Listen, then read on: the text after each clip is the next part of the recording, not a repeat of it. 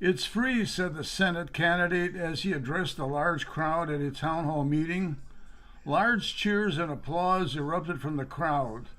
The Senate candidate's party embraced socialism and campaigned vigorously against capitalism. It is September of 2026. The midterms are approaching, and similar events are occurring throughout the United States of America. A voice from the crowd said, "So you tell us childcare will be free, we'll all get free college tuition, and we will have a 20-hour work week, and of course open borders with free stuff for those who enter. Where in the hell will you get the money for pay for all of this?" The Senate candidate smiled and said, "We will tax the billionaires and recover the wealth they've been hoarding." The voice from the crowd said, "And what happens when you run out of billionaires?" Loud boos and jeers erupted from the crowd. A few empty soda cans were tossed at the voice. The Senate candidate grinned and shook his finger at the voice. He then ignored the question and said, "Let's talk about our plan for replacing the police with specially trained counselors." Again, loud cheers and applause erupted from the crowd. The midterms were held, and the Senate candidate's party missed a majority in the Senate by one vote. The House of Representatives was another story. The Senate candidate's party won the majority by a substantial margin. Immediately after the midterms, the Senate candidate's party began campaigning for the 2028 presidential election. The Senate candidate's party and the media dominated the news about the evils of capitalism and the promises of socialism. As the 2028 presidential election approached, debates were held between the candidates for president. The Senate candidate's party made promises of free health care, free college tuition, guaranteed employment, open borders, and many other three things. The opposing party tried to explain why socialism does not work and the benefits of capitalism. Their efforts fell upon deaf ears. In November of 2028, a socialist president was elected. The Senate and House of Representatives were now controlled by socialists. For the first time in history, the United States of America had a totally socialist government. The new government went to work on making good their promises. As a result, businesses began to close because taxes and regulations made operating impossible. Entrepreneurs stopped investing because there was no reward for taking risks, only penalties. Doctors and skilled workers left or reduced their hours. Government spending produced inflation and shortages. The borders were open and police counselors could not control violent criminals. The 20-hour work week reduced production and created supply shortages. People who once supported themselves became solely dependent upon the government. The government was in danger of running out of money. A 13-year-old boy was sitting at the dinner table with his 11-year-old sister and 8-year-old brother. They are enjoying their favorite meal of spaghetti and meatballs. The 13-year-old boy's father looked at his son and said, "So what did you learn today in school, Jonathan?" It was a question that the father usually asked each of his children frequently. Jonathan frowned slightly and said, "In our civics class, we studied business." "So tell me, what did you learn about business today?" said the father. "We learned that socialism was good and capitalism was bad," said Jonathan. "Really?" said the father with a surprised look. The father was president of a thriving plastic manufacturing company that his father had started. "Did the teacher tell you why capitalism is bad?" "Well, sort of, but I didn't really understand it all. What is capitalism?" said Jonathan. Said the father. He took a small sip of wine and then looked at Jonathan. "Son, let me tell you a story about your grandfather," said the father. When the father finished telling the story, Jonathan looked at his father and said, "Wow." Jonathan's mother smiled and said, "That's a true story, Jonathan. Your father is running that company now." Jonathan's 11-year-old sister smiled. She looked at her father and said, "Daddy, if that's what capitalism is, I don't think it's that bad. The father smiled and said, well, out of the mouths of babes. He gave his daughter a kiss on the forehead. Jonathan's 8-year-old brother said, what's for dessert?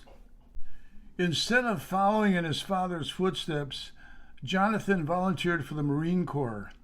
After getting a degree in business administration, Jonathan served 8 years in the Marine Corps and attained the rank of major.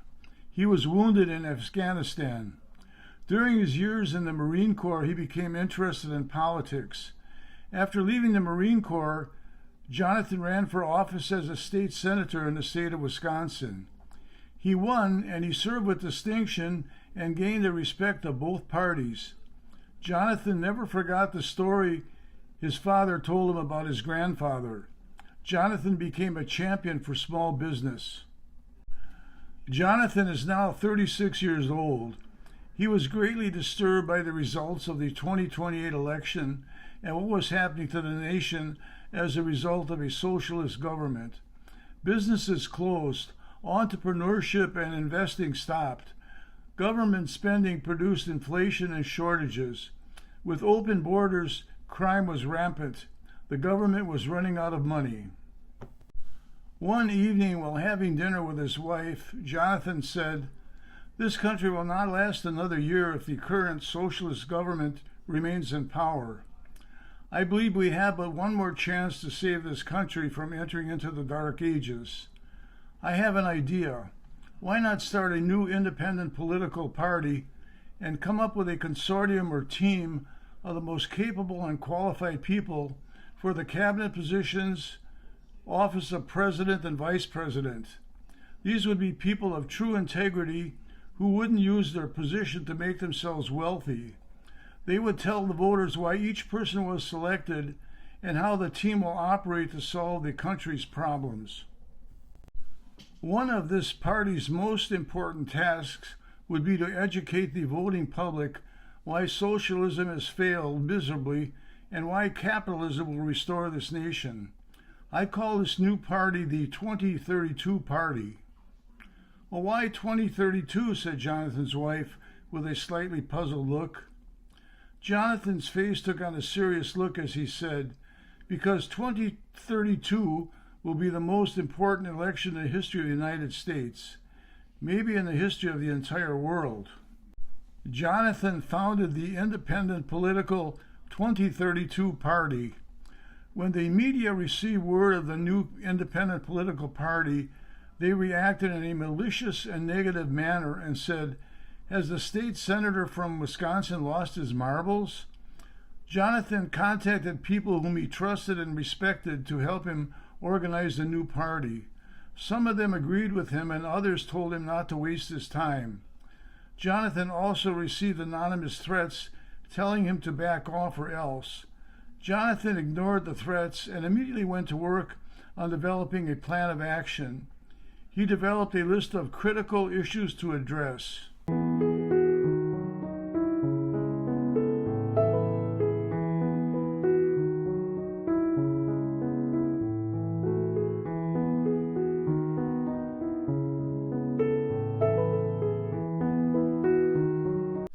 Jonathan's next step was to recruit a group of the most eminent and renowned minds in the areas of finance, foreign affairs, energy, business and manufacturing, education, defense, military affairs, and health care. With the problems caused by the current socialist government, many qualified persons stepped forward and asked to be considered. This group or team would be selected for their integrity and honesty, along with a strong desire to work for the good of the United States of America. Jonathan addressed the group and said, welcome to the 2032 Party. I believe we all realize that we have but only one more chance to save this great country of ours. Successful businesses are run by a qualified and proficient board of directors. The directors of a successful business put their egos aside and work for the good of the business.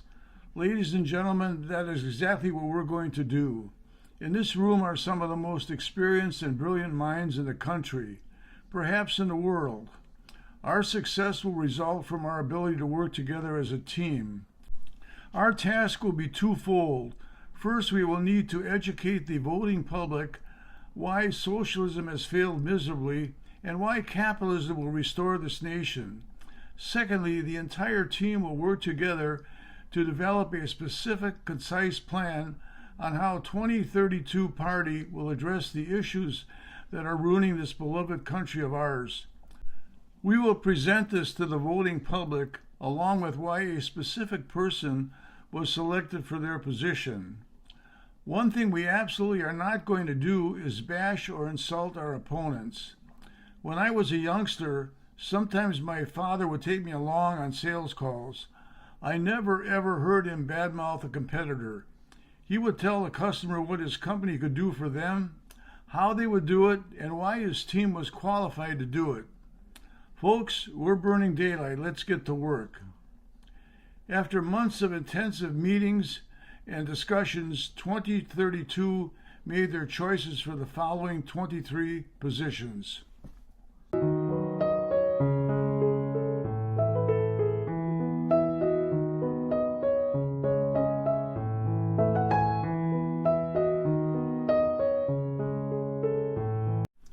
Egos were put aside, and the selections were based on experience, record of accomplishments, and a mastery for the position, along with strong character, honesty, and integrity.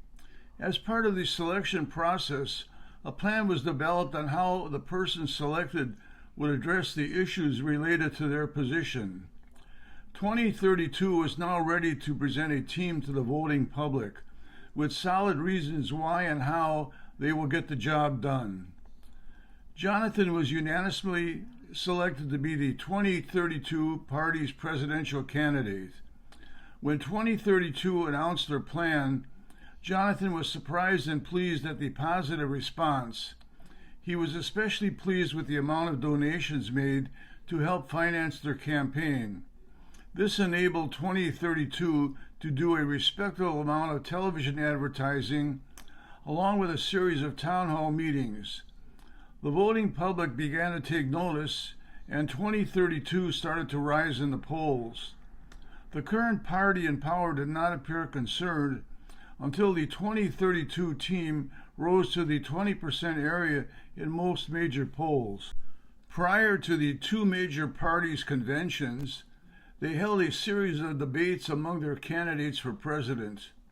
One evening, Jonathan and his wife were watching that final debate. When a question was asked that could be answered with a simple yes or no, candidates would change the subject. Jonathan recalled an event that occurred when he was in college and when he was attending a Milwaukee Bucks game with his friend Eddie. A well-known United States Senator was standing at the entrance to the Milwaukee arena.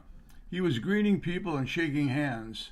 He shook Eddie's hand and said, "How are you, young man? I'm your U.S. Senator from Wisconsin." Eddie was in a pistol league sponsored by his employer and a firearm enthusiast. He held on to the senator's hand and politely said, "How do you feel about gun control, Senator?" The senator smiled and said, "Well, how do you feel about it?" Jonathan was dismayed by the senator's reply. He looked the senator in the eye and said, "He asked you how you feel about it, Senator." The senator gave a rambling 1-minute reply that absolutely made no sense. Eddie shook his head and released his grip. Jonathan said nothing and walked away from the senator. As they entered the arena, Eddie said, "Typical politician. That was a bullcrap answer." Jonathan nodded and said, "He might just as well spoke in a foreign language." In all of these debates, insults and accusations were hurled. Candidates interrupted and talked over each other. They called each other liars to their faces.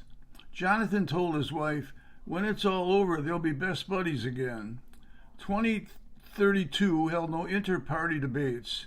2032 told the voting public exactly what they were going to do, how they were going to do it, who was going to do it, and why the team selected was qualified to do it. And most importantly, they told the voting public why socialism has failed miserably, and why capitalism will restore this nation. The 2032 party participated in a presidential debate with the two major parties. The debate was held in a large arena to a record crowd. Prior to the start of the debate, the audience was permitted to submit written questions to the candidates. As the debate neared the end, the audience's questions were presented to the candidates. The final question was, how do you define capitalism and why is it bad for the United States of America? The socialist candidate grinned and said, I'll answer that one. The moderator said, excuse me, sir, it's not your turn. She turned to Jonathan and said, you have 3 minutes, sir. Jonathan looked at the moderator and said, that's okay, ma'am. Let the gentleman give his answer. The socialist candidate gave Jonathan a smirk and said, I didn't think you'd have a good answer for that one. I can answer that question in a few sentences. Capitalism is where the fat cats make a lot of money and they hoard it. They end up paying little, if any, taxes, and they treat their employees terribly. Capitalism is bad. It's evil. Let's hear what my esteemed opponent has to say. Jonathan addressed the audience and said, my opponent is correct. Yes, there are some people that hoard their money and pay little, if any, taxes, and treat their employees badly. The socialist candidate gloated and smiled while nodding his head in approval. Jonathan continued, I'd like to ask you all to close your eyes and listen to a story. It's about my grandfather who passed away a few years ago. My father told me the story when I was 13 years old, and I've never forgotten it. In 1978, my grandfather was asked by the chairman of a group of companies to assume the presidency of a plastics company that was headed for bankruptcy. My grandfather turned the company around and recorded record profits. The chairman offered my grandfather a substantial raise, but refused to reward the other people that were instrumental in the turnaround. He also wanted to move the country to a state where he would only have to pay minimum wages to the workers. My grandfather told him, you pay minimum wages and you'll get a minimum effort. The chairman scoffed at my grandfather. Yes, that chairman was greedy. My grandfather resigned. The chairman moved the company out of state. Within a year, that company went bankrupt. Shortly thereafter, the chairman's other companies went bankrupt. After resigning, my grandfather and my grandmother started their own plastics company.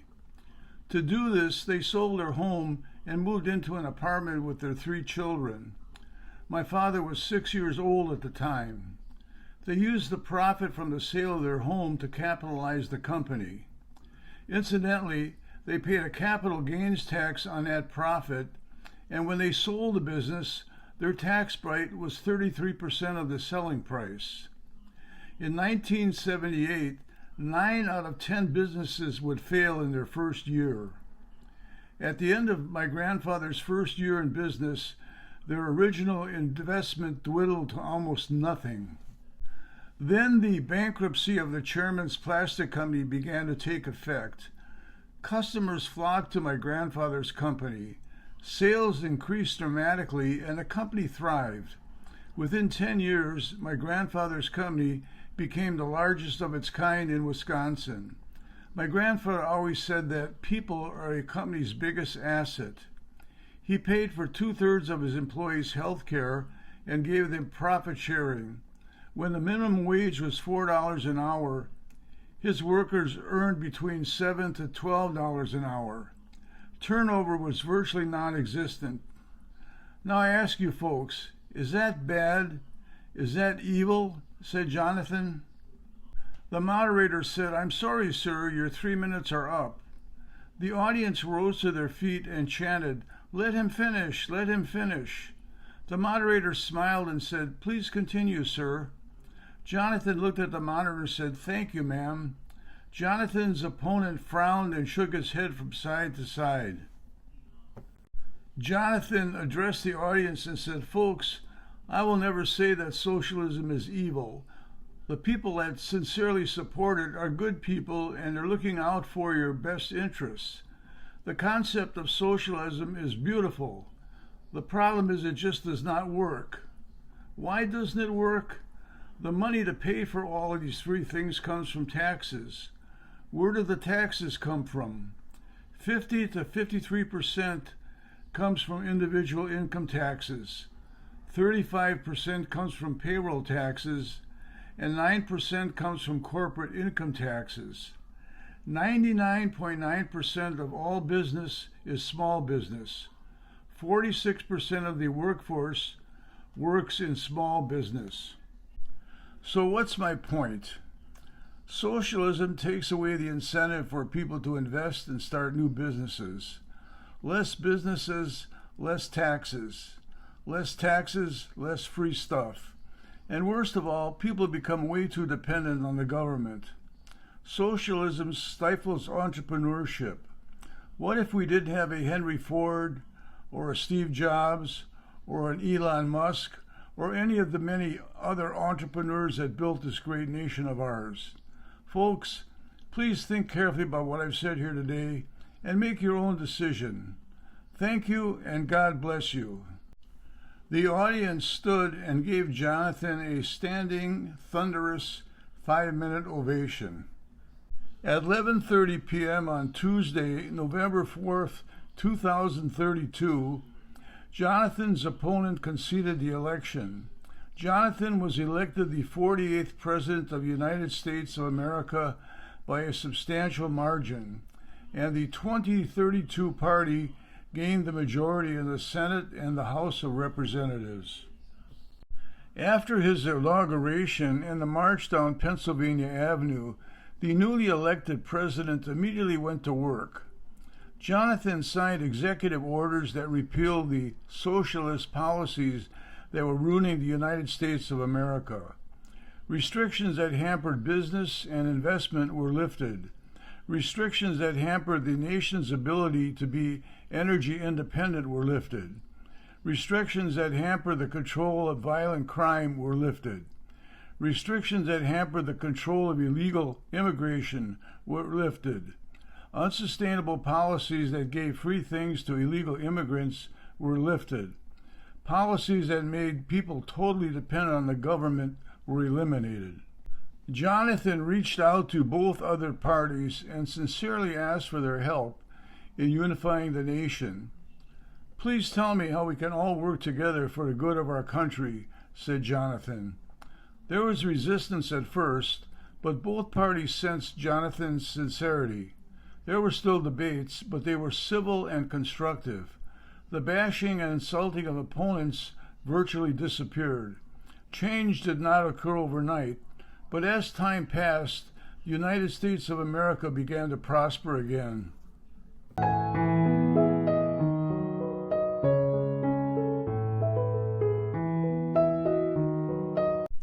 At his State of the Union message, Jonathan said, "My fellow Americans, this is a speech that I've looked forward to giving.